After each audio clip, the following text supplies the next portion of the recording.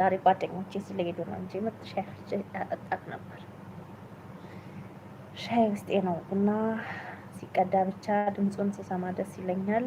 የእውነት ድምፁን ብቻ ጩር የሚለውን ያንተ ደግሞ ደስ ይላል። ቡና አጠጣም እናንተ ለምን ድምፁን አትቀርተህ አትሰማም? እኔ ደግሞ ቡና ቀርቶ መጠጣት አልወድም።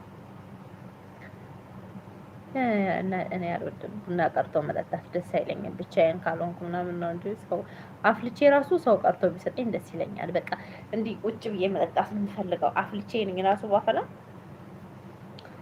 ልክ እንደ ሰው እኔ አፈላዋ ተቀርቶ እንዲሰጠኝ የምፈልገው እንጂ እኔ መቅዳት ቀድቼ ለራሴ መጠጣት ደስ አይለኝም። ሰው እያለ በተለይ ብቻዬን ከሆነ ነው እንጂ